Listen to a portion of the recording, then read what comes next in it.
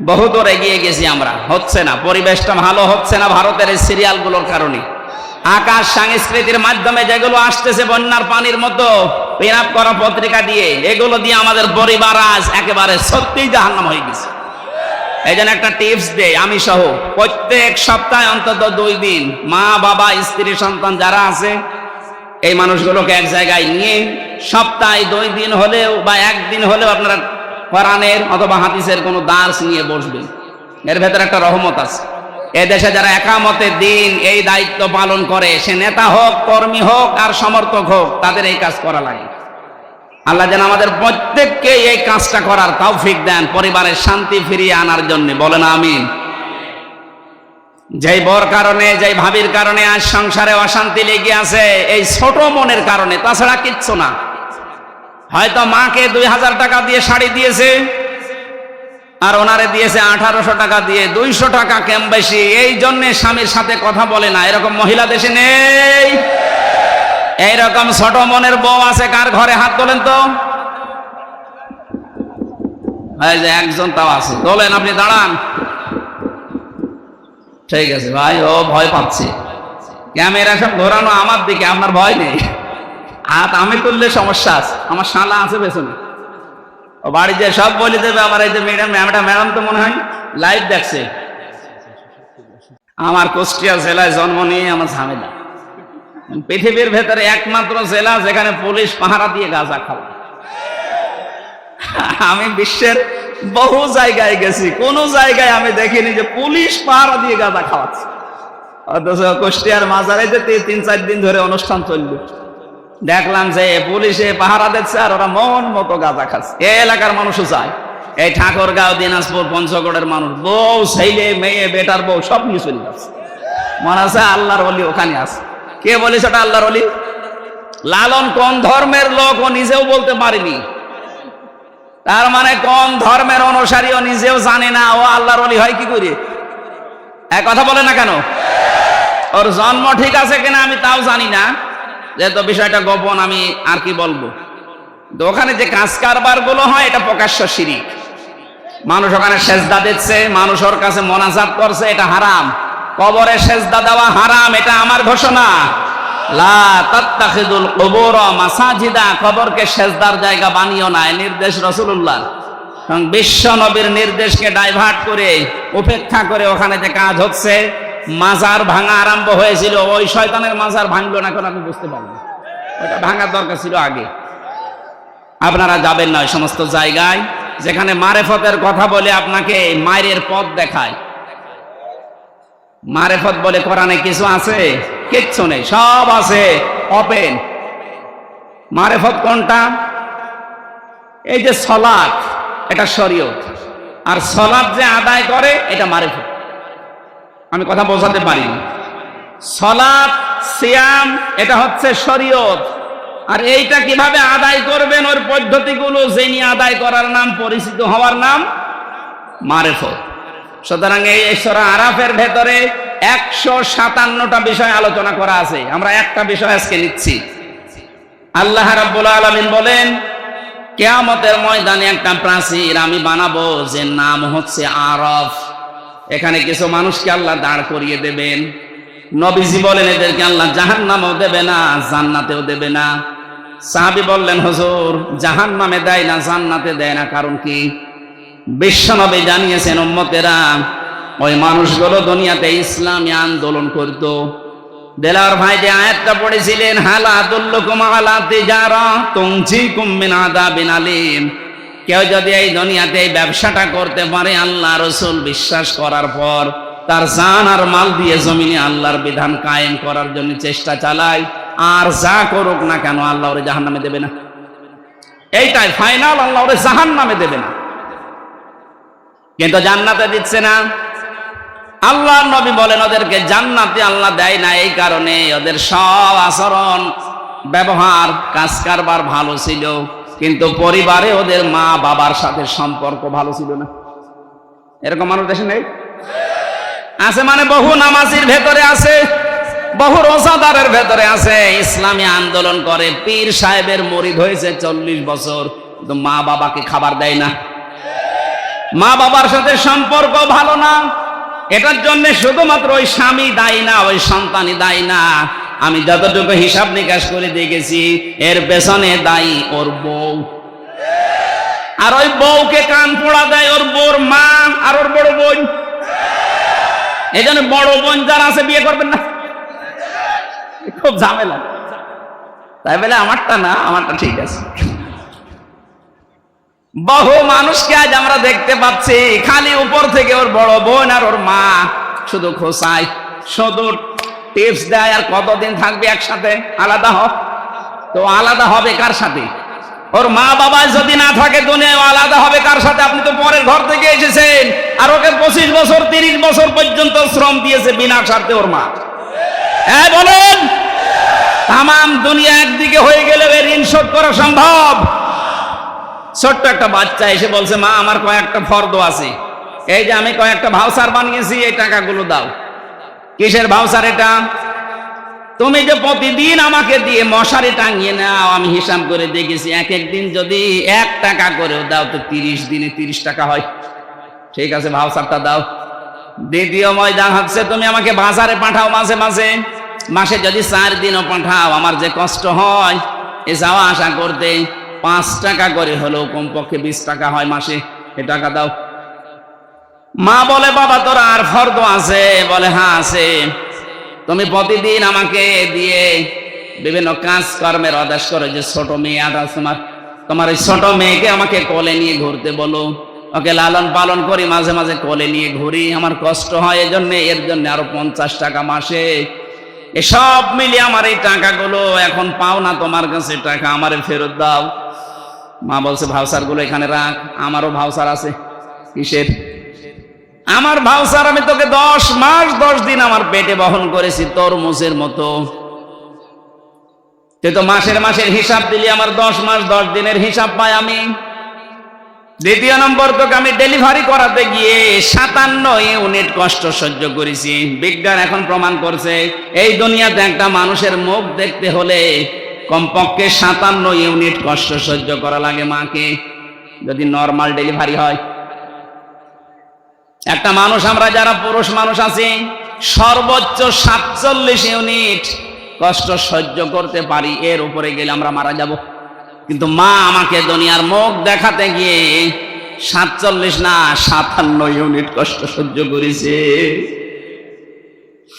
শুধু এতটুকু আমি শেষ করিনি, তোকে জন্ম দেওয়ার পরে দুনিয়াতে দুধ পান করানো আমার দায়িত্ব ছিল না, এটা দায়িত্ব ছিল তোর বাবার। এখানে একটা মাসলা আছে, এই যে যারা দুধ পান করায় মায়েরা, এই অধিকার, এই হক, এই দায়িত্ব কিন্তু মায়ের না, এ দায়িত্ব বাবার। অনেকে মনে করছে নতুন হাদিস করে, না হাদিস না, এটা কোরআনের আয়াত। সূরা বাকারা 233 নম্বর আয়াতে আছে, ওয়াল ওয়ালিদাতু ইরদি'না আওলাদাহুন্না হাওলাইনি কামিলাইনি লিমান আরাদা ইউতিম্মার রাদা। যারা আরবি গ্রামার বোঝে ওদেরকে জিজ্ঞাসা করেন, এখানে ফাজিল মাদ্রাসা আছে না, আলেমদের জিজ্ঞাসা করেন, লিমান আরাদা ইউতিম্মার রাদা শব্দটা মুযাক্কার, আল্লাহ মুআন্নাস শব্দ দেয়নি, মুযাক্কার পুরুষ বাচক শব্দ দিলেন। এ দায়িত্ব হচ্ছে 2 বছর দুধ খাওয়ানো বাবার। আমরা যারা বাবা আছি, আমাদের মেশিন পত্র আছে, খাওয়াবেন কি দিয়ে? সারা জীবন এখানে নিয়ে রাখলো 1 ফোঁটা দুধ দিতে পারবেন? এখন যেটা আমাদের নেই, যেটা আল্লাহ দিয়েছে যাদের, তাদের এই কর্তব্যটা ওরা যদি পালন করতে রাজি না হয়, টাকা পয়সা যদি চায় তাও দেওয়া লাগবে। এটা আমার মনে হয় মাইকে না বলা ভালো ছিল। তো সাতা এখন শুনে দেখা যাচ্ছে, আমারটা এই যে 1 মাস আগে হয়েছে, বলবে আমরা 2 লাখ টাকা দাও, না তো তোমার মেয়ে তুমি না। মাইকে বলে ভুল করে ফেললাম না তো? সম্মানিত মা বোনেরা যারা এসেছেন, সন্তানকে দুধ পান করিয়ে প্রথম যে দুধটা তার কণ্ঠনালীতে যাবে, একটা মরা মানুষ জীবিত করে দিলে যে সওয়াব হয়, ওই সওয়াব পাবে। প্রতিদিন একটা সন্তান কমপক্ষে 7 থেকে 8 বার দুধ পান করে, বিজ্ঞান প্রমাণ করছে। প্রতিবারে কমপক্ষে 1 পোয়া করে, 8 বার করে হলে প্রতিদিন হয় 2 কেজি, রাত দিন মিলিয়ে। 2 বছর দুধ পান করা লাগে একটা সন্তানের। আপনি হিসাব করেন, কমপক্ষে একটা সন্তান মায়ের স্তনের দুধ খায় 36 মণ। কত? 36 মণ। দেলাবার ভাইদের ভাই হচ্ছে 5টা, না? বোন কয়টা? 9টা। 36 কে 9 দিয়ে গুণ দেন তো। অথচ মায়ের ওজন মাত্র 50 কেজি। কি একটা কুদরতি মেশিন আমাদের মায়ের কাছে আল্লাহ লাগিয়ে দিয়েছে। আমার গ্রামের বাড়ি যেখানে কুষ্টিয়া হালসা, ওই গ্রামে একজনের মেয়ে 12টা, ছেলে 4টা, একটা বউ 16টা। আপনি 9 দিয়ে 36 দিয়ে হিসাব করেন 16 কত মন হয়? আমি একবার হিসাব করেছিলাম 772 মন। এত দুধ আল্লাহ বের করলেন, এটা আপনাকে এমনি এমনি আল্লাহ দেয়নি। মেয়েরা যারা এসেছেন অনেকে মনে করছেন আমার বডি স্ট্রাকচার খারাপ হয়ে যাবে, আমার স্বাস্থ্য খারাপ হবে, এই জন্য এখন আর সন্তানকে দুধ দিতে চান না। স্বামীকে বলে ডানো আনো। ডানো আনো মানে এত কষ্ট করে জন্ম দিলাম, এরপরও ডানো আনো। ডানো বানানো হয় কি দিয়ে দেখেছেন? ওর ভেতরে পশুর খাবার মেশানো আছে, পশুর দুধ মেশানো আছে ওর ভেতরে। এই জন্য মায়ের স্তনের দুধ বাদ দিয়ে যারা সন্তানকে শুধু ডানো খাওয়ান, ও বড় হলে ওর আচরণ দেখবেন পশুর মতো হবে। আমাদেরকে আল্লাহ ওই মেশিন দেয়নি, আপনাদের দিয়েছে এমনি না। কারণ এখানে জমা করে রাখার জন্য না, যত ছেড়ে দেবেন তত শরীর ভালো থাকবে। পৃথিবীর কোন জিনিস দেখবেন এক জায়গায় রাখলেই নষ্ট হয়ে যায়। আপনি পানি এক জায়গায় রাখেন, দেখেন পচন ধরবে। এক কথা বলছেন এখানে, লোহা লক্কড় এক জায়গায় রাখেন, পচন ধরবে। ওটা হয় মরিচা ধরবে, জং ধরবে, শেষ হয়ে যাবে। টাকা পয়সাও এক জায়গায় রাখা ঠিক না, যত ছাড়বেন তত আসবে। এই জন্য নদীর পানি, সাগরের পানি যত ছেড়ে দেবেন তত স্বচ্ছ পানি আসে। ক্ষমতাও এক জায়গায় রাখা ঠিক না, এও নষ্ট হয়ে যায়। 15.5 বছরে নষ্ট হয়ে যায়নি? এটা যদি 5 বছর 10 বছর পরে পরে পাল্টাতো, তাহলে এত জুলুম করার সাহস পেত না। মা বোন যারা এসেছেন, এক জায়গায় রাখবেন না, এটাকে আপনি ছড়াবেন, নয়তো আবার স্তন ক্যান্সারের ঝুঁকি দেখা দেবে। শেষে স্বাস্থ্য ভালো রাখার জন্য কেটে বাদ দেওয়া লাগবে। আমি আর নিচে নামলাম না। মায়ের অনেক মর্যাদা। মা বলছে আমি তোরে 2 বছর দুধ খাওয়াইছি, এইটার ভাউচার 36 মণ দুধ তুই খেয়েছিস, যা টাকা হয় ভাউচার দিয়ে দিলাম, টাকা আমারে ফেরত দে। এখানে যারাই আছেন আমি সহ, দুনিয়া যদি একদিকে চলে যায়, সব একদিকে, আপনার মা বাবা একদিকে, কোরআন আর হাদিস বলে আপনাকে মা বাবার দিকে থাকা লাগবে, যদি যুক্তি বৈধ হয়। হ্যাঁ, এই জায়গায় আর একটা মাসলা পাওয়া যায়। কোন বাবার কথা শুনে, মায়ের কথা শুনে বউ তালাক দেওয়া জায়েজ আছে না নেই? হ্যাঁ, আন্দাজে না জেনে বলবেন না। মায়ের কথা শুনে বউ তালাক দেওয়া জায়েজ নেই, বউ যাই হোক, কিন্তু বাবার কথা শুনে তালাক দেওয়া জায়েজ আছে। যদি শরীয়তের 4টা কাজ মেয়েদের ভেতরে পান, আর বাবা যদি বলে না এইটা নিয়ে সংসার করা যাবে না, এটা বাদ দেওয়া লাগবে। আমাদের জাতির পিতা ইব্রাহিম আলাইহিস সালাম এই সন্তানকে শিক্ষা দিয়ে গেছেন, এই শিক্ষাটা তো মায়ের কথা শুনে দেওয়া যাবে না কেন? কারণ মায়ের সাথে বেটার বউ যেটা আছে, এটার 100 ভাগ সম্পর্ক কোনোদিন ভালো হয়নি, কোনোদিন 100 ভাগ ভালো হবেও না। এরাই বাঁকা হাড়ের তৈরি, তো একটু সমস্যা। সামান্যতা মা বোনেরা, যাই হোক বেশি বলে ফেললাম। আপনারা বেটার বউ আর শাশুড়ি যদি মায়ের মতো হয়ে যান, সন্তানগুলো আনন্দে থাকবে। অনেক শাশুড়ি আছে মানুষকে গল্প করেছে, আমার যা জামাই পেয়েছি একবার আল্লাহর ওলি, নরম, আর আমার ওই যে ছেলেটা ওটা একটা জানোয়ার। কেন? আমার জামাই শুধু আমার মেয়ের কথা শোনে, এই জন্য আমার জামাই খুব ভালো, আর এই যে ছেলেটা ওর বউর কথা শোনে, এই জন্য খারাপ। কি রকম মা বলেন তো এটা?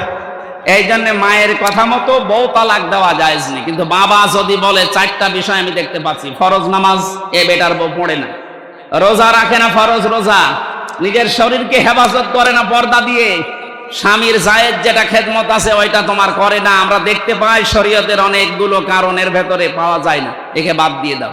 এইরকম কথা বাবা বললে বাবার কথা অনুযায়ী বউ তালাক দেওয়া জায়েজ আছে। কথা বুঝতেছে? মায়ের মর্যাদা অনেক বেশি, কিন্তু বাবাকে আল্লাহ 1 ভাগ দিলেও বাবার এই জায়গায় সম্মান অনেক বেশি বাড়িয়ে দিয়েছে। সম্মানিতা মা এবং বোনেরা, আমরা যারা সন্তান আছি, আমি সহ প্রত্যেকে যেন আজকে থেকে আমল করতে পারি। বহু জায়গায় দেখতে পাচ্ছি বৃদ্ধাশ্রম তৈরি হচ্ছে, এটা হারাম। বৃদ্ধাশ্রম বানানো জায়েজ নেই। মুসলমানদের এই দেশে যদি বৃদ্ধাশ্রম হয়, আপনি কি জবাব দেবেন? মরে গেলে ওই আরাফে দাঁড়িয়ে থাকা লাগবে ওই প্রাচীরে। আপনি যেহেতু দুনিয়ায় ভালো কাজ করেন, নামাজ পড়েন, রোজা রাখেন, ইসলামী আন্দোলন করেন, মা বাবার সাথে সম্পর্ক ঠিক নেই, আমি বললাম এটার পেছনে যারা দায়ী এদেরকে বারবার বলছে এই কারণে। আপনার মনটা এত ছোট কেন মা?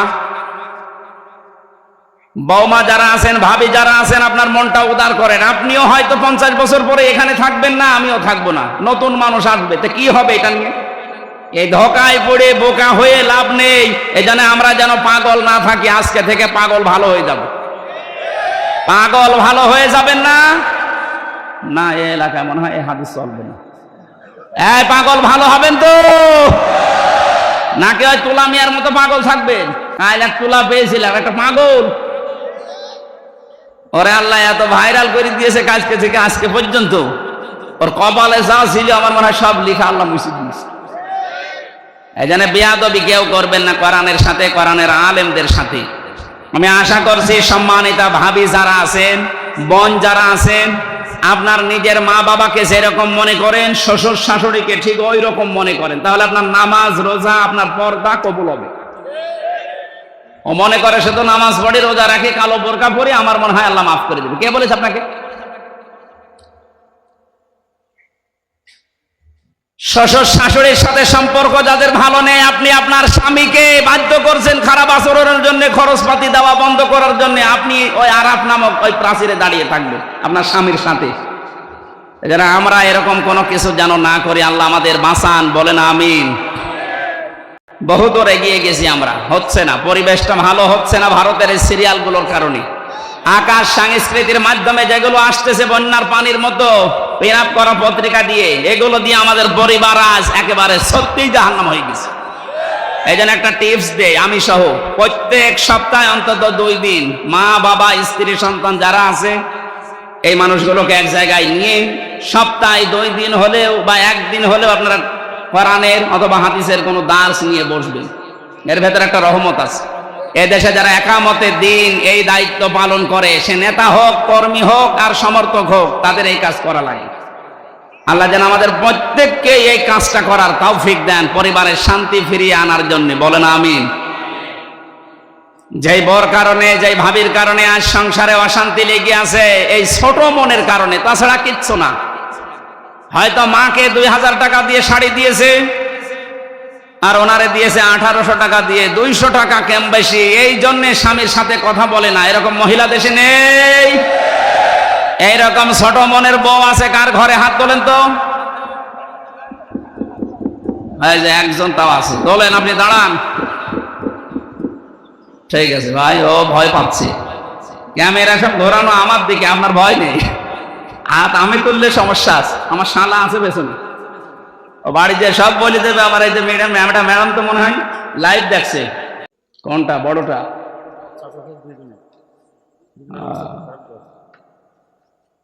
লাইভ সাপোর্টে আছে আমার চাচা শ্বশুর, দোয়া চাচ্ছে। এখন খবর দিলেন, আর আধা ঘন্টা পরে দিতে পারলেন না। দোয়া চাচ্ছি মুসাফির অবস্থা আপনাদের মতো ভালো মানুষের কাছে, ওনার হায়াত যদি থাকে আল্লাহ যেন বাড়িয়ে দেন, আর যদি হায়াত আল্লাহর দরবারে লেখা থাকে নেই, যেন ইমানের সাথে বিদায় নেন। আমার ভাইরা, আমি আরাফ শব্দের যে প্রাচীরের কথা বলছিলাম, এখানে যেন আমরা দাঁড়িয়ে না থাকি। নবীজি হাদিসের শেষে কিন্তু আর বলেন না যে কি হবে। এখন ভাবেন তো, আমাদের জীবনে এ দুনিয়ায় ভালো ভালো কাজ করার পরেও মা বাবার সাথে খারাপ আচরণ করে যদি এই অবস্থা হয়ে যায়, আমাদের মতো কপাল পোড়া কেউ আছে? আল্লাহ আমি সহ যারাই আসলাম, আমাদেরকে এই আরাফ মেনে নেওয়ার তৌফিক দাও, বলেন আমিন। আরম্ভ হচ্ছে আল্লাহর কোরআনে কারীম, ওয়ালাকাদ খালাকনাকুম সুম্মা সাওয়ারনাকুম। আল্লাহ পাক বলেন, অবশ্যই আমি তোমাদেরকে বানিয়েছি। বলেন তো, আমাদের বানিয়েছেন কে? সুম্মা সাওয়ারনাকুম, অথবা তোমাদের আকৃতি দিয়েছি আমি আল্লাহ। বিজ্ঞান এই আয়াত নিয়ে গবেষণা চালিয়েছে। আল্লাহ আমাদেরকে বানিয়েছে, সর্বপ্রথম তিনি ফেরেশতাদেরকে বলেছিলেন মাটি নিয়ে আসো। জিবরাইল, মিকাইল, ইসরাফিল 3 জন এই মাটির কান্না থেকে ফিরে গেছে, এটা ফি জিলালিল কোরআনে পাবেন। শেষে হযরতে আজরাইল এসে এক খামসা মাটি নিয়েছিল। মুফাসসির লিখেছেন মাটি কন্দন করেছিল। তো আজরাইল বলেছে, না, যারা ফিরে গেছে আমি তাদের মতো না। আল্লাহর আদেশ, তুমি যতই কান্নাকাটি করো আমি দুনিয়াতে থেকে নিয়ে যাবই। এক খামসা নিয়েছেন, 40 মণ মাটি ছিল এক খামসার ভেতরে।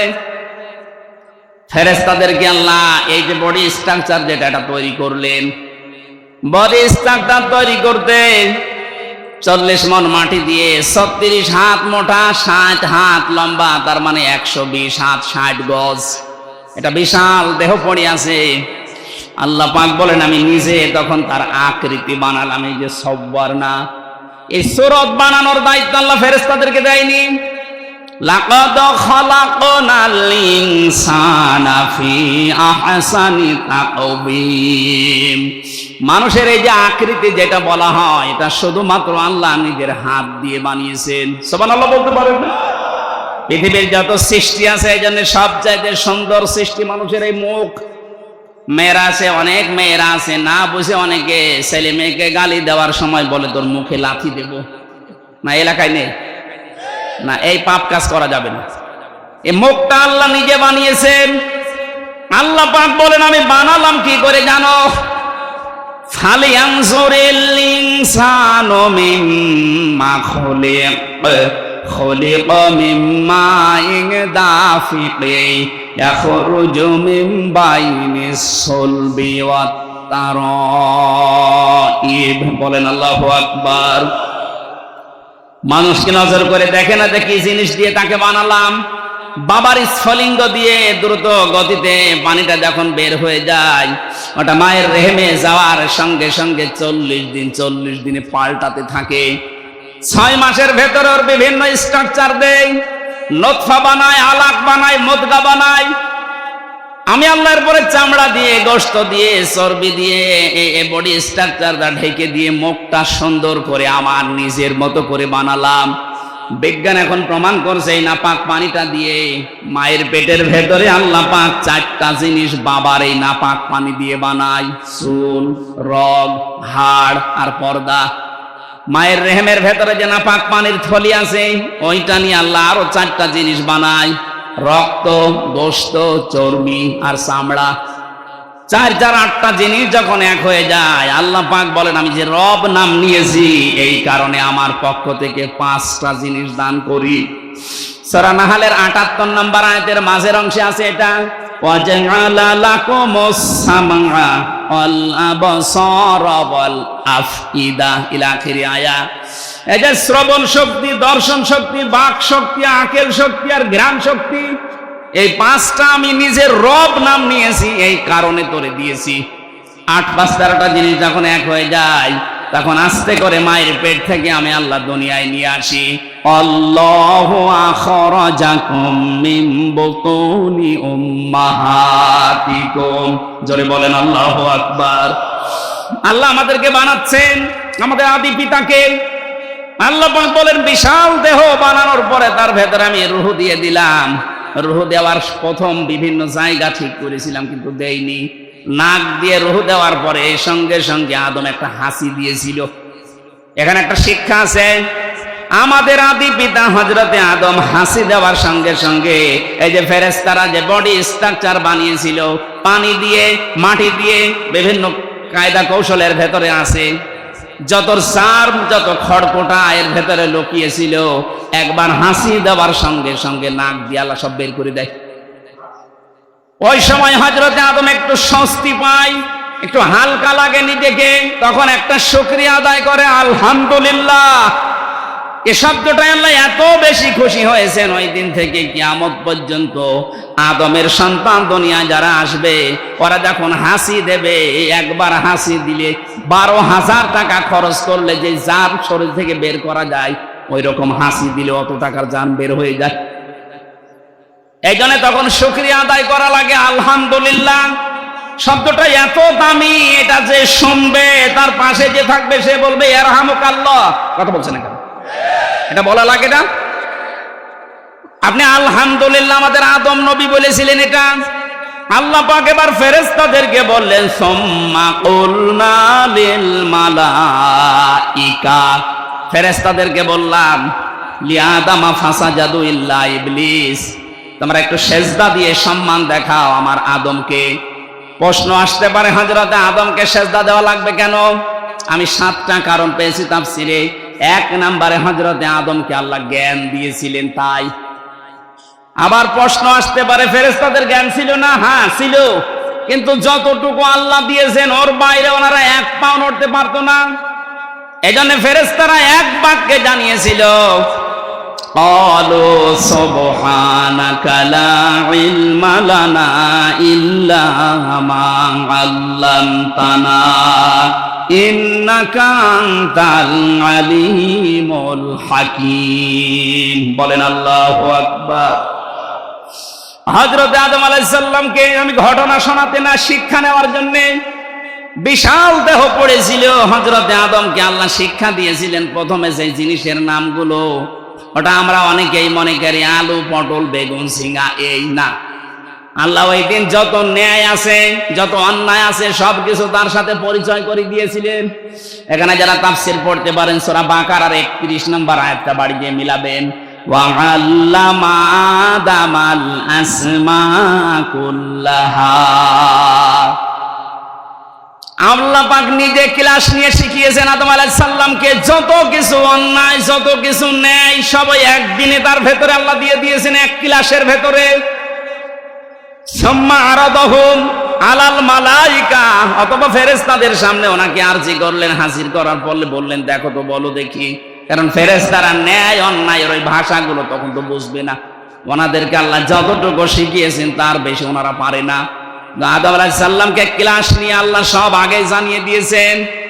হযরতে আদমকে এবার ডাক দিয়ে বললেন দেখো, আদমকে জিজ্ঞাসা করো যত ন্যায় আছে দুনিয়া শুরু থেকে কিয়ামত পর্যন্ত সব ন্যায়, সব অন্যায়ের পরিচয় আমার আদম বলতে পারবে। এই জন্য আমরা আদমের সন্তান হিসাবে লেখাপড়া করি নাই, তারপরেও কিন্তু ন্যায় আর অন্যায় বুঝি। কথা বলেন না কেন? এটা ওই যে ক্লাস নিয়েছিল আমাদের আল্লাহ, আমাদের আদি পিতা আদম আলাইহিস সালামের ওই ক্লাসের গুণ। আমরা জীবনে লেখাপড়া যদি নাও করি, তাও আমরা কোনটা ন্যায় কোনটা নাই আমাদের বিবেক আছে, এটা আমাদের বলে দেবে। হযরত আদম আলাইহিস সালামকে তৈরি করা হয়ে গেল, জান্নাতের ভেতরে তিনি ঘুরতেছেন। সব কিছু আছে জান্নাতে, কিন্তু মনের ভেতর ওনার শান্তি নেই। রব্বুল আলামিন বলেন আমি আদমের মনের খবর যেহেতু জানি, ওনার বাম পাজর থেকে একটা হাড় বের করে সুন্দর একটা মেয়ে লোক বানিয়ে রাখলাম, নাম দিলাম হাওয়া। হযরতে আদম ঘুম থেকে উঠেই দেখলেন একটা মেয়ে লোক। উনি তাকালেন এবং ধরতে গেলেন। রব্বুল আলামিন বলেন আদম তাকানোও যাবে না, ধরাও যাবে না। হযরতে আদম ওই সময় বলেছিলেন রব্বুল আলামিন ধরা যাবে, তাকানো যাবে, কি করলে আপনি সেই পদ্ধতি বলেন। আল্লাহ ওই সময় বলেছেন বিয়ে করা লাগবে। বলছে আমি রাজি আছি। বিয়ে করা লাগবে, রাজি আছি শুনলেই হবে? মহারানা দেওয়া লাগবে? আমার কাছে কিছু নেই। বিয়ে করতে রাজি হয়ে গেলে কি করে? বাংলাদেশের যুবক আমরা যারা আছি, কোন ফরজ যদি নাও জানি, বিয়ে করা ফরজ ওটা জানি। ফরজ কি কাউকে বলে দেওয়া লাগে? বহু সন্তান আছে এখানে মোবাইল করে বলে হুজুর এটা বলতে পারেন না, মা বাবা থাকে। ঠিক আছে বললাম তো, বিয়ে করা ফরজ আছে কারোর জন্য, কারোর জন্য সুন্নাত আছে, কারোর জন্য নফল আছে, কারোর জন্য ওয়াজিব আছে, কারোর জন্য হারাম আছে। আপনি বিয়ে করে যদি অত্যাচার করবেন, যৌতুক নেবেন, এই নিয়ত থাকে আপনার জন্য বিয়ে করা জায়েজ নেই, হারাম। কথা বলেন না কেন? যদি এই নিয়ত থাকে যে আমি সুন্নাত পালন করব, দুনিয়াতে নবীজির উম্মতের সংখ্যা বাড়াবো, আপনার জন্য বিয়ে করা সুন্নাত। নিজেকে কন্ট্রোল করা যদি কঠিন হয়ে পড়ে, তার জন্য বিয়ে করা ফরজ ওয়াজিব। হযরতে আদম যেই বলেছেন আমি বিয়েতে রাজি আছি, আমি তাকাতে চাই, ধরতেও চাই, কারণ এই যে মেয়ে লোকের প্রতি একটা আকর্ষণ, এটা আল্লাহ নিজে বানিয়ে দিয়েছেন। সূরা আলে ইমরানের 14 নম্বর আয়াতে তাফসীর করা আছে যুযিনা লিন-নাসি হুব্বুশ শাহাওয়াতি মিনান নিসা। আল্লাহ বলেন আমি সুশোভন করে দিয়েছি, আকর্ষণীয় করে দিয়েছি 7টা জিনিসকে দুনিয়ায়, তার 1 নম্বরে নারী, স্ত্রী। এজন্য স্ত্রী লোকের প্রতি, মেয়ে লোকের প্রতি আকর্ষণ আসবেই পুরুষের, এইটাই স্বাভাবিক। এটা বানিয়েছে কে? আল্লাহর এই সিস্টেমটাকে বাংলাদেশে আজ অনেকেই উল্টিয়ে দিতে চাচ্ছে। মেয়ে লোকের প্রতি আপনার আকর্ষণ হবে, দায়িত্ব দিয়েছে, এই পদ্ধতি বানিয়েছে কে? আরো জোরে বলেন। এটা আজ যারা পাল্টিয়ে সমকামিতা অর্জন করার মাধ্যমে বাংলাদেশে অনেকে অফিসও নিতে চাচ্ছেন, নাম দিয়েছে মানব অধিকারের অফিস। তাই কিসের মানব অধিকার? সমকামিতার অফিস বানানোর জন্য যারা চেষ্টা আছেন, ৯৬% মুসলমানের এই দেশে এই গনার কাজ আমরা হতে দেব? বলেন, কত রুচি নিচে নামলে পুরুষ মানুষকে বিয়ে করে? বলেন, মানুষ আজ পর্যন্ত কোন কুকুর পুরুষকে বিয়ে করেছে আমি শুনিনি। কথা বলেন না কেন? যে সমস্ত মানুষেরা এই সমকামিতার নাম দিয়ে এটা প্রমোটও করছেন, আমার মনে হয় এরা কুকুরের চাইতেও খারাপ। এদের কোনো আত্মীয় স্বজন এদের সাথে করা যাবে না, এগুলো মানুষের তালিকায় আর নেই। হযরতে আদম নবী যখনই রাজি, আল্লাহ পাক বলেন দেন মোহর দাও, কিছু নেই, তাহলে আমার নবী মুহাম্মদুর রাসূলুল্লাহর উপরে 10 বার দরুদ পড়ো, এইটাই দেন মোহর। তিনি পড়লেন, পড়ার পরে জান্নাতের ভেতরে বেশ আরামে আছেন। এখানে আমার কয়েকটা শিক্ষা আছে আয়াতে। রব্বুল আলামিন বলেন জান্নাতে ওরা যখন আরামে ছিল, হযরতে আদম আলাইহিস সালামকে আমি একটা নিষেধ করেছিলাম, সব জায়গায় যাওয়া যাবে কিন্তু ওই গাছটার কাছে যাওয়া যাবে না। যে গাছ মানে আল্লাহর একটা নিষিদ্ধ জায়গা। এটা শুধু জান্নাতের ভেতরে না, এই পৃথিবীতে আল্লাহর বহু নিষিদ্ধ বর্ডার আছে। আমরা যারা আল্লাহকে বিশ্বাস করি ওই বর্ডার পর্যন্ত যেই থেমে যাওয়া লাগবে। এই যে অর্থনীতির বিভাগে যারা পড়েন, অর্থনীতির বিভাগে যারা কাজ করেন, আপনি অর্থনীতি কাজ চালান, ব্যাংকিং ব্যবস্থায় বলেন, সামাজিক ভাবে বলেন, ব্যবসায়িক ভাবে বলেন, মুশারাকা, মুদারাবা, মুরাবাহা এর বিভিন্ন নিয়ম নীতিতে ব্যবসা করেন, কিন্তু সাবধান, যখনই সুদের কাছে যাবেন থেমে যাবেন। সুদের কাছে যাওয়ার পরে যদি না থেমে আদম নবীর মতো, হাওয়া আলাইহিস সালামের মতো ওই গন্ধম গাছের ফলও খেয়ে ফেলেন, নিষিদ্ধ, আপনাকে আল্লাহ অভিশপ্ত করে দেবে। কথা বলেন না কেন? এদেশে আমরা অনেক জায়গায় দেখি, এই জেলায় আছে কিনা জানি না, ১০০০ টাকা ছেড়ে রাখে, মাসের পরে ১০০ টাকা করে বেশি পায়। এই সুদ মায়ের সাথে জেনা করার শামিল। যারা মায়ের সাথে জেনা করছেন তারা নামাজ পড়ে, রোজা রেখে, হজ করে কি করবেন বলেন? কারা কারা এই গোনায় আছেন হাত তোলেন তো। না, ওই মানুষ মনে হয় মাহফিলে আসেনি, আলহামদুলিল্লাহ। না, ওরা হাত তুলতো না। তাহলে ওরকম ২ নাম্বার মানুষ মাহফিলে আসে? ও বলছে না, ঠিক আছে। যদি কেউ এরকম কাজে থেকে থাকেন, ভাই এখানে লজ্জার খাতিরে তুলছেন না, কিয়ামতে কোটি কোটি মানুষ থাকবে, আপনার এখানে লেখা থাকবে সুদখোর। এ মায়ের সাথে জেনা করে যেরকম লেখা থাকবে, তখন আপনার লজ্জা লাগবে না? কার জন্য কি করে যাচ্ছেন দুনিয়ায়? আপনার স্ত্রী, আপনার সন্তান, আপনার ছেলে মেয়ে, মা বাবা হয়তো আপনার এই সুদের টাকা, অবৈধ টাকা ভোগ করার জন্য তারা 2 পায়ে খাড়া আছে, কিন্তু সুদের জন্য যে জেনার গোনা হয় এইটা আপনার সন্তান নিতে রাজি না। কথা বলেন। আমরা এই ধোকায় যেন পড়ে না থাকি। যতটুকু আছে না খেয়ে মরে যান, মরার পরে জান্নাত পাবেন, কিন্তু সুদের সাথে জড়িত হয়ে ১০০০ টাকা দিয়ে রাখেন।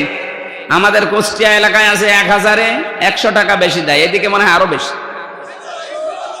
২৫০ হয়ে গেছে। হযরতে আদম নবীকে আল্লাহ ডাক দিয়ে বললেন এখানে যাওয়া যাবে না। আকুলনা ইয়া আদম উসকুন আনতা ওয়া যাওজুকাল জান্নাতা ওয়া কুলা মিনহা রাগাদান হাইতু শি'তুমা ওয়া লা তাকরাবা হাদিহিস শাজারাতা ফাতাকুনা মিনাজ জালিমিন। এই ওঠাওঠি করছে কারা? এরা খুব জরুরি না খেদের? একটু জিজ্ঞাসা করেন। খুব জরুরি হলে ছেড়ে দিন, আর হালকা জরুরি হলে আর আধা ঘন্টা বসিয়ে রাখুন। এই ছেলে, যুবক মানুষ চলে যাচ্ছে মানে, হ্যাঁ ১.৫-২ ঘন্টা বসে থাকতে পারো না? বিয়ে দিলেও বউ টেকবে? আমি আর নিচে নামলাম না। এই যুবক মানুষ যারা না যায়, বুড়ো মানুষ ২-১টা চলে যায়, যাক, ওর বউ না টিকলেও অসুবিধা নেই। আল্লাহ তাকে ডাক দিয়েছিলেন, হে আদম, বিয়ে যখন হয়ে গেছে, বউ নিয়ে এবার তোমার বাড়ি যাও। জান্নাত আমাদের বাবার বাড়ি। কি কথা বলে না কেন? জান্নাত আমাদের। আরো জোরে বলেন, জান্নাত আমাদের, জান্নাত আমাদের। তাহলে আয়াত থেকে শিক্ষা, বিয়ে করার পরে বউ নিয়ে বাবার বাড়ি যাওয়া লাগবে। আর আমরা নিজেরাই ঘর জমা থেকে যাই। এলাকায় ঘর জমা আছে? না না, ঘর জমা থাকবেন কেন? বউ নিয়ে আর নিজের বাড়ি বাবার বাড়ি যাওয়া লাগবে, এইটাই কোরআনের নিয়ম। হযরতে আদম নিয়ে গেলেন বাবার বাড়িতে। আল্লাহ পাক বলেন, দাঁড়াও, বাড়িতে ঢোকার পরে কয়েকটা কাজ করা লাগবে।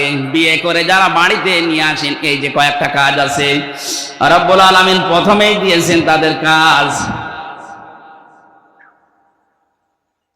আংতা অসাউজকাল জান্নাতা ওয়াকুলা। আরবি গ্রামার যারা বোঝে এটা কিন্তু দ্বিবচন, কুল দেয়, কোলা। আল্লাহ বলেন, আদম অকোলা, তোমরা দুইজনেই মিনহা রগদান হাইসু শি'তুমা, এই জান্নাতের ভেতরে যেখানে তোমার আয়ত্ত আছে যাও, যেখানে যা ইচ্ছা করো, কিন্তু সাবধান, খাবার সময় তুমি যতটুকু খাবে, যেই পরিমাণে খাবে, যেই মানের খাবার খাবে, বউকে ওই পরিমাণের ওই মানের খাবার খাওয়ানো লাগবে। অনেকে বলে ইসলাম নারীদেরকে কিছু দেয়নি, আর দিয়েছে কে? আল্লাহ এখানে আংটা ও কোলা দিতে পারতেন, আগে নিজে মরণের খাওয়া খাও, এরপরে বউকে খাওয়াও না, একবারে কোলা দিয়েছে। আল্লাহ বলে না, কোলা মিনহা, ওই জান্নাত থেকে যা পারো নিজে খাবে, যতটুকু পারো খাবে, যেই মানের খাবার খাবে, বউকে ওই মানের খাবার খাওয়াবে। আজ নারীরা যদি তাদের ইজ্জত মর্যাদা অধিকার বুঝতো, এই নারী আন্দোলন, নারী বিপ্লব পরিষদ, নারী মুক্তি পরিষদ, নারী কাঠামো, 11টা না 13টা সংগঠন চলছে এই দেশে, সব বন্ধ হয়ে যেত। নারীরা একটা অধিকারের জন্য সংগ্রাম করতো, লড়াই করতো, ওরা মিছিল মিটিং করতো যে আমাদের অধিকার যেটা আল্লাহ দিয়েছে, অকুলা, এইটা দিন। আপনি বাইরে যে মরণের খাবার খাবেন আর আমার জন্য বাদাম নিয়ে আসবেন। নারীদের অধিকার আল্লাহ প্রথমে জান্নাত থেকে দিচ্ছেন। যা খাবা আদম, তোমার সেই স্ত্রীকে ওই পরিমাণের খাবা। দেখেন আপনি, আংটা শব্দ আল্লাহ কিন্তু মাঝখানে দেয়নি। এতটুকু শেষ করলেন না, আল্লাহ বলেন রগদান হাইসু শি'তুমা, ওকে নিয়ে মাঝে মাঝে বেড়াতে যাবা, যেখানে ইচ্ছা যাবা, যা ইচ্ছা খাবা। এই জন্য বিয়ে করার পরে বউ নিয়ে শুধু ঘরের ভেতরে আটক করে রাখলে হবে না। এ বউ নিয়ে মাঝে মাঝে আপনি নিজের আত্মীয় স্বজন যারা আছে, বিভিন্ন অনুষ্ঠান যেগুলো জায়েজ আছে, বেড়াতে যাওয়া লাগবে। কথা বললেন না কেন?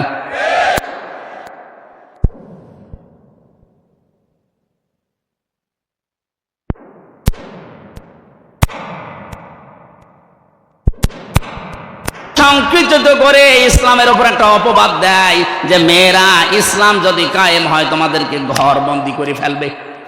এই জন্য আমিরে জামাত ডাক্তার শফিকুর রহমান ঘোষণা দিয়েছে, ইসলাম যদি দেশে আসে সবচেয়ে বেশি নিরাপদে থাকবে মেয়েরা। এদের কাজ অনেকে জুজুর ভয় দেখাচ্ছে, দেখো ইসলাম যদি আসে তাহলে এইভাবে বেড়াতে পারবে না। কে বলেছে পারবে না? হ্যাঁ, বেপরদায় আপনি যেতে পারবেন না, কারণ আপনার মন তখন বেপরদায় যেতে মন চাইবে না। এখানে অনেকে বিড়ি খায় না, বাবা খায় না, ডাল খায় না। এগুলো যারা খাচ্ছে বা খাবেন, ইসলাম কায়েম হলে কোনো নিষেধ নেই, আপনি খেতে পারবেন। এই যে মসজিদের ভেতরে যারা যায়, মসজিদে যাওয়ার সময় কি কেউ ডাল খায়, কেউ বিড়ি খায়? কেন? কারণ জায়গাটার পরিবেশ ওইরকম। কথা বলে না কেন? মসজিদের পরিবেশে ডাল খাওয়া, বাবা খাওয়া, বিড়ি খাওয়া, আরো জোরে বলেন, আপনার বিবেকে আপনাকে বাধা দেবে।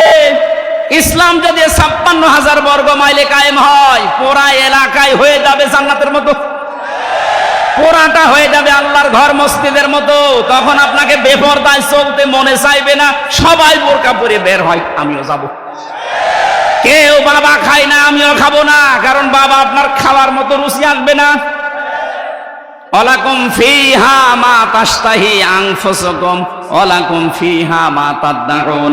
জান্নাত এমন ভাবে আল্লাহ বানিয়েছে, মনের ভেতরে চাওয়ার আগে আপনার সামনে চলে আসবে। ইসলাম যদি সত্যি এদেশে কায়েম হয়ে যায়, এই দেশটাও ঠিক আপনার কাছে আল্লাহ ওইভাবে বানিয়ে দেবে, আপনার বিড়ি খাওয়ার মতো রুচি আপনার এই অন্তরে আল্লাহ রাখবে না, বের করে দেবে। কেন? এটা সূরা আরাফের ভেতরে আছে। আল্লাহ রাব্বুল আলামিন বলেন, ওয়ানাযা'না মা ফি সুদুরিহিম মিন গিল্লিন তাজরি মিন তাহতিহিমুল আনহার। এটা 43 নম্বর আয়াত। যারা জান্নাতে যাবে তাদের অন্তর থেকে আমার আল্লাহ হিংসা, বিদ্বেষ এবং যে অহংকার আছে, গিল্লন, এগুলো সব আল্লাহ বের করে দেবে। এদেশে ইসলাম কায়েম হয়ে গেলে আমাদের ভেতর আর হিংসা, বিদ্বেষ, বাবা খাওয়ার মতো মন, ডাল খাওয়ার মতো মন থাকবে না, আল্লাহ বের করে দেবে। সুতরাং এইটা কায়েম হওয়া খুব জরুরি। বহু বছর তো দেখলেন, 53 বছর তো দেখতে আছেন, ছাতা কিছুই হয়নি। একটা ইসলামের হাতে দিয়ে দেখেন তো কি দেখা যায়? কথা বলেন না কেন? একটু দেখতে মনে চাই না? মেয়েদেরকে বলছি, আপনাদের এই জুজুর ভয় যারা দেখাচ্ছে, ওরা আপনাদের ভোগ করতে চায়। আল্লাহ কোরআনে নির্দেশ দিচ্ছে, আদম, বউ নিয়ে ঘুরবা ফিরবা, হ্যাঁ সাবধান, ওলা তাকরাবা হাদিহি শাজারা, এই গাছের কাছে যাবা না। মানে তার মানে এমন কিছু নিষিদ্ধ জায়গা আছে যেখানে বউ নিয়ে, মেয়ে নিয়ে, বেটার বউ নিয়ে যাওয়া যাবে না, এরকম জায়গা নেই। আপনি অনুষ্ঠানে যাবেন, পার্কে যাবেন, কিন্তু এমন পার্কে যাওয়া যাবে না, এমন মেলায় যাওয়া যাবে না যেখানে মেলা নিয়েছে নাম শিশু মেলা, শিশু নেই, শিশুর খালারা আর মামারা, এরকম মেলা দেশে নেই। বৃক্ষ মেলা নাম দিয়েছে, কোনো বৃক্ষ নেই, শুধু জীবিত মানুষ দাঁড়িয়েছে। এখানে এমন জায়গায় আমি যেতে পারি না যে জায়গায় আল্লাহর নিষিদ্ধ তাকরাবা হাদিহি শাজারা। তাহলে বউ নিয়ে ঘোরাঘুরি করা, এদিকে ওদিকে যাওয়া, এটা জায়েজ নেই। আরো জোরে বলেন। কোন লোক যদি নিজের স্ত্রীকে সাজগোজ করার জন্য কিছু কিনে দেয়, এই যে যত কিছু লাগে ওদের, আশকারা, মাসকারা, আইলানা, আমি 57টা জিনিসের নাম পেয়েছি বিয়ে করার সময়, তাও তো অল্প টাকা দিয়ে বাজার করেছিলাম।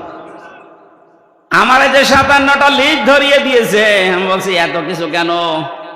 বলছে হুজুর সব এখনো দিইনি, বাকি জিনিস যদি সব দিয়ে দেয়, আপনি যা টাকা এনেছেন এ টাকায় হবে না। বলেন তো, এক চোখের ভেতরে দেখলাম প্রায় 8টা না 9টা, বাকি জায়গায় কত আছে? ওদেরকে যদি 1000 জিনিস সাজতে লাগে, স্ত্রীকে সাজগোজ করার জন্য যত টাকা খরচ হবে, ওটা যদি শুধু আপনার জন্য হয়, পরপুরুষের জন্য না হয়, পুরা 10,000 টাকার যদি সাজগোজের জিনিস দেওয়া হয়, পুরাটাই সাদগা। স্ত্রীকে 5,000 টাকার জিনিস কিনে দিয়েছেন সাজার জন্য 1 বছরে, হাত তোলেন তো, এরকম মানুষ আছেন কিনা? এই এলাকায় মানুষ বিয়ে দেয়, এই যে একজন, না এটা রেকর্ড হচ্ছে, এই যে ছবি তুলছে সব, এই স্টেজে একটা মানুষও হাত তুললো না। এদের কি বউ আছে না গেছে? আপনারা মেয়েরা এরকম মানুষ বিয়ে করেছেন, 1 বছরে 5,000 টাকা জিনিস কিনে দেয় না, আবার বলে তুমি সেজে থাকো না, তো সাজবে কি দিয়ে? সম্মানিত মা বোনেরা, না আপনার স্বামী যেন পরিমণির দিকে আর না তাকায়। কথা বলেন না কেন? আপনি নিজেকেই পরিমণি বানিয়ে ফেলবেন। টাকা দিতে না চাইলে দরকার হয় পকেট মারা টাকা দিয়ে ফেরেন লাভ কেন, কোনো অসুবিধা নেই। যদি দিতে না যায়, ফেরাউন মার্কা আর কারুন মার্কা স্বামী হলে তার থেকে নেওয়া যায় যাচ্ছে। হযরত আদম আলাইহিস সালামকে আল্লাহ বলেছিলেন, এই নিষিদ্ধ গাছের কাছে যদি চাও তাহলে জালেম হয়ে যাবা। উনি বেশ ঠিকঠাক আছেন, হঠাৎ করে জান্নাতের মেন গেটে শয়তান এসেছে, মধুর সুরে কাঁদতেছে। হযরত হাওয়া আলাইহিস সালাম ছিলেন পাশে, এসে দেখে কাঁদে একটা লোক। কি কাঁদো কেন? বলছে কাঁদি আমার জন্য না, কাঁদি তোমাদের জন্য। আমাদের জন্য? আমাদের আর কি, আমরা তো ভালোই আছি, বিশাল এলাকা আমাদের জন্য, মন মতো যেখানে ইচ্ছা যায়, যা ইচ্ছা খাই, বেশ আনন্দে আরামে আছি আমাদের চেয়ারে। আমাদের কান্না কি হলো আমাদের জন্য? শয়তান ওই সময় 2টা কথা বলেছিল, আল্লাহ পাক কোরআনে তুলে দিয়েছেন।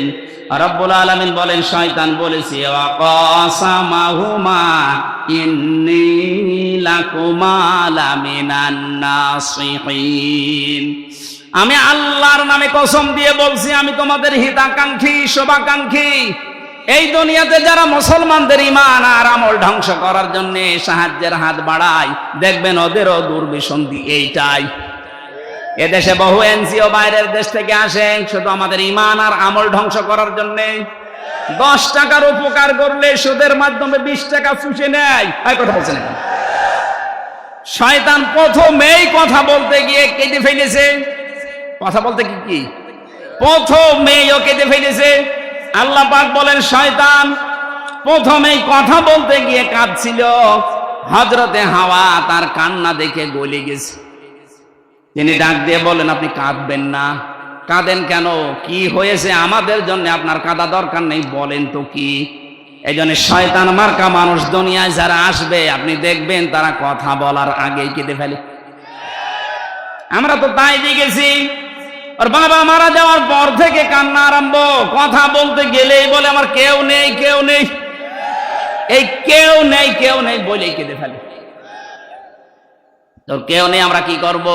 এতিম মানুষ, এতিমের জন্য এতিমখানা আছে। কথা বলেন না কেন? আপনি যদি যেতে চান আমরা রাজি আছি। মা বাপ যেহেতু আপনার নেই, আপনি এতিম, এদেশে বহু এতিমখানা আছে, সেখানে রেখে দেব। আসতে বলেন।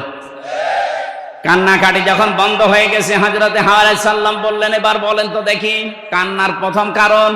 শয়তান আবার ব্যাখ্যা করছে।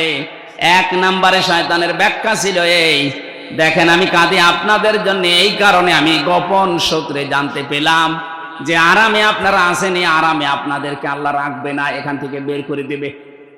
মেয়েদের অভ্যাস এইটা, এটা কোরআনে আছে। হযরত ইউসুফ নবীর ঘটনা বর্ণনা করতে গিয়ে আল্লাহ এটা আমাদেরকে জানিয়েছেন। আমার আলোচনা কি লম্বা হয়ে যাচ্ছে? ওরে বাবা 11টা বেজে গেছে। বলেন, বললে তো মেলাক্ষণ বলতে পারবো, কিন্তু আমার তো শরীর বাঁচাতে হবে। হযরতে আদম আলাইহিস সালাম, ইউসুফ আলাইহিস সালামের জামানায় যে ঘটনাটা আমরা একটু ইঙ্গিত দিই। ইন্না কাইদাকুন্না আযীম। আল্লাহ পাক বলেন মেয়েদের চক্রান্ত বড় ভয়ঙ্কর। এই সময় যেই বলেছে যে আপনাদেরকে আরামের জায়গায় আল্লাহ আর থাকতে দেবে না, আমি গোপন সূত্রে সংবাদ পেয়েছি, তখনই উল্টিয়ে গেছে। কি এত আরামের চেয়ারে থাকতে পারবো না মানে কি করা লাগবে আপনি তাই বলেন।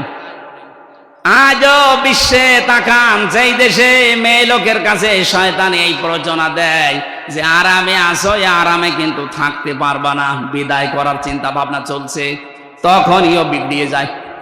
তখনই বলে কি করা লাগবে বলেন। দরকার হয় হামজার মতো মানুষকে বছরের পর বছর জেলে আটকিয়ে রাখবো, মেরে ফেলবো, তাও আমার থাকা লাগবে। এরকম বহু মানুষকে রেখেছে না রাখে নাই? এগুলোকে বৈধ না অবৈধ কাজ? এটা বিনা কারণে একটা মানুষকে কষ্ট দেওয়া এটা বৈধ না অবৈধ কাজ? আল্লাহর নিষিদ্ধ বর্ডার তখন ওরা পার করে ফেলে। যেই হযরতে আদম আসলেন, ডাক দিয়ে বলে স্বামী তুমি তো জানো না এই আরামের জায়গায় নাকি থাকা যাবে না। কেন? এই গোপন ভিত্তিতে একটা আল্লাহর ভালো মানুষ এসেছিল, আমাকে জানিয়ে গেছে, চলো এই গাছের গন্ধম গাছের ফল খাওয়া লাগবে। হযরতে আদম প্রথম 3 বার নিষেধ করেছিলেন, না এটা করা যায় না, এটা আল্লাহর নিষেধ।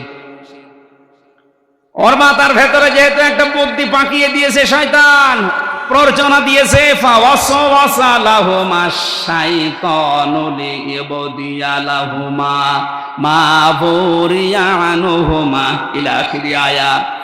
আল্লাহ পাক বলেন আদম নবী আলাইহিস সালাম রাজি যখন হচ্ছিলেন না, যেহেতু টার্গেট করেছে শয়তান মহিলাকে, এই জন্য মহিলাকে টার্গেট করার কারণে মাথার ভেতরে ঘোর পাক খাচ্ছে, কখন আমার এই আরামের জান্নাত হারিয়ে যায়।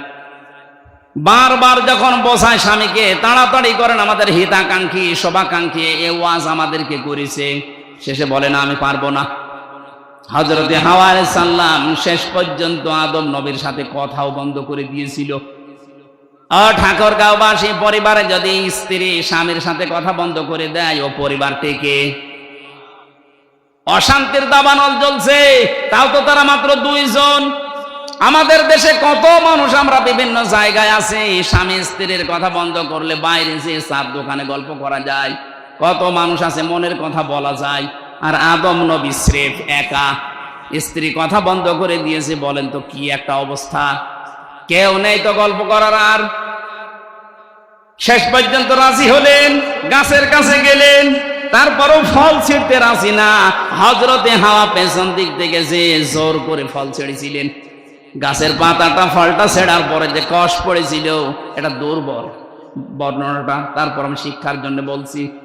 এই যে কষ পড়েছিল ওখান থেকে এই পাতাটা ছেড়ার পর বরদোয়া দিয়েছিল এই গাছ, আমি নিষিদ্ধ ছিলাম, আমার শরীর থেকে যে কষ আর কষ ঝরিয়েছো, যৌবন প্রাপ্ত হলে আল্লাহ তোমার শরীর থেকে এরকম কষ ঝরাবে। এই জন্য মেয়েদের এই বরদোয়া লিখিয়াস মাসে 3 দিন, 7 দিন, 10 দিন। কথা বলছেন না কেন?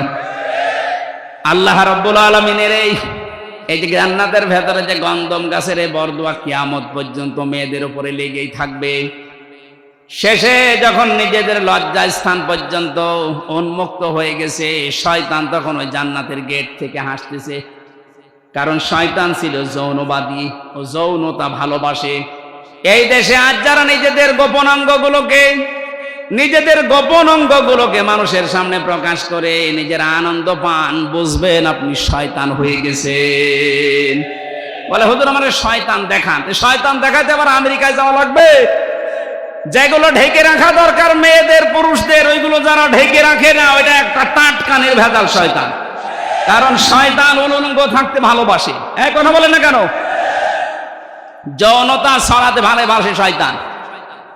হযরত আদম এবং হাওয়ার 2 জনের পোশাক যখন খুলে গেছে, শুধু পোশাক খোলা না, শেষ পর্যন্ত প্রসাব পায়খানার প্রয়োজন দেখা দিয়েছে। আল্লাহ পাক বলেন না, এখানে এই কাজ করা যাবে না, সিস্টেম নেই। কুলনা হাবিতু মিনহা জামিআ, চলে যাও, সবাই মিলে আমার জান্নাত থেকে নেমে যাও। এখানে সবাই মানে আদম, হাওয়া এবং তাদের সন্তানরা আর ওই শয়তান, সবাইকে নামিয়ে দিলেন। পৃথিবীতে আসার পরে তারা 300-350 বছর পর্যন্ত কেঁদেছিল। হযরত আদম আলাইহিস সালাম শেষ পর্যন্ত রব্বানা যালামনা আনফুসানা ওয়া ইল্লাম তাগফির লানা ওয়া তারহামনা লানাকুনান্না মিনাল খাসিরিন।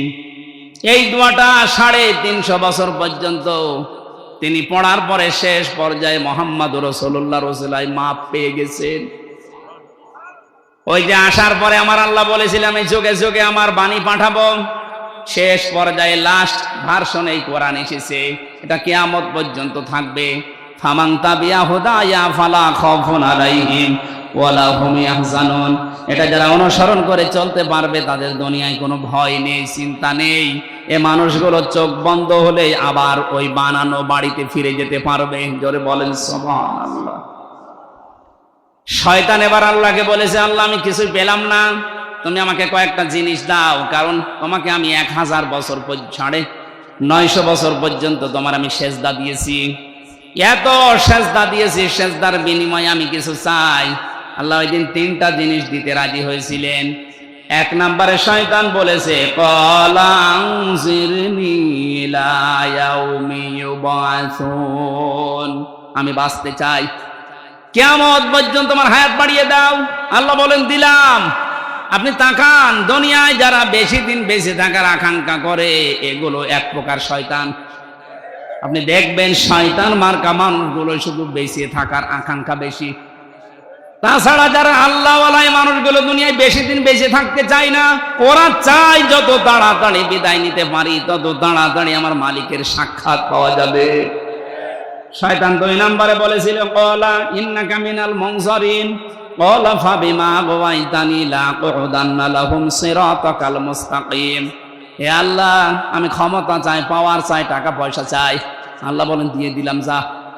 তামাম দুনিয়ার দিকে তাকাবেন, শয়তান মার্কা মানুষ যারা, তাদের টাকা পয়সা, অর্থ সম্পদ, ক্ষমতা বেশি। 3 নম্বরে বলেছিল, তোমার বান্দাদেরকে ধোঁকা দিয়ে বোকা বানিয়ে আমি আমার সাথে জাহান্নামে নেওয়ার জন্য সবচাইতে ভালো ভালো রাস্তার মোড়ে মোড়ে অবস্থান করব। এজন্য শয়তান সিনেমা হলের সামনে থাকে না, শয়তান রাজবাড়ির গলন্দ ঘাটে যায় না। ও জানে যে এখানে যারা আসবে আমার ভাইরা ভাই। শয়তান যায় কোথায়? এই যে গড়িয়া ফাজিল মাদ্রাসা, গড়িয়া কলেজ ময়দানে কোরআনের অনুষ্ঠান হচ্ছে, ও জানে যে এখানে গেলে মানুষের পরিবর্তন এসে যেতে পারে। বিভিন্ন মোড়ে মোড়ে মানুষকে উল্টা পাল্টা ফতোয়া দিচ্ছে যে এখানে যাবা হামজা রাজনীতি করবে, একথা বলছেন কেন? এরকম মানুষ মোড়ে মোড়ে নেই? আপনি শয়তানি দেখতে পান না, চলেন আমি আপনাকে দেখাচ্ছি। আল্লাহ রাব্বুল আলামিন আমাদেরকে যে বাড়ি থেকে তাড়িয়ে দিয়েছেন, ওটা আমার বাবার বাড়ি। ওখানে যাওয়ার জন্য যেহেতু এই কালাম এসেছে, এটা অনুসরণের মাধ্যমে ওখানে যাওয়া লাগবে। আল্লাহ যেন ওখানে যাওয়ার মতো যোগ্যতা আমাদের দান করেন, বলেন আমিন।